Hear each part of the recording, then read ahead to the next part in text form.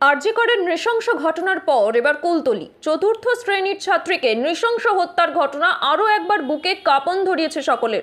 এবার এলো ময়নাতদন্তের রিপোর্ট। ময়নাতদন্তের প্রাথমিক রিপোর্টে যৌন নির্যাতন ও শ্বাসরোধ করে খুন করা হয়েছে বলে জানা গিয়েছে। রিপোর্ট সামনে আসতেই আরও একবার ক্ষোভ আছড়ে পড়েছে এলাকার মানুষের। তবে তারা এই ঘটনায় কোনো রাজনৈতিক রং লাগাতে দেবেন না বলেই জানিয়েছেন। কি বলছেন এলাকাবাসীরা, শুনবো। রাজনৈতিক কালার যাতে না লাগে এবং এই গদি বাঁচানো এবং গদি ছিনিয়ে নেওয়া লড়াইয়ের মধ্যে আমরা নেই।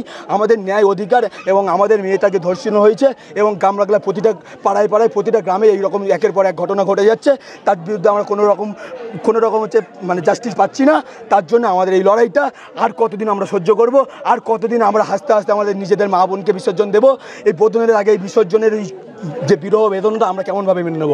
তাই আমাদের এই লড়াই চলছে এবং আগামী দিনে পুরো পশ্চিমবঙ্গবাসী এবং ভারতবাসী এবং বিশ্ববাসীকে জানাচ্ছি আমাদের এই আন্দোলনটাকে আরও বড় করা।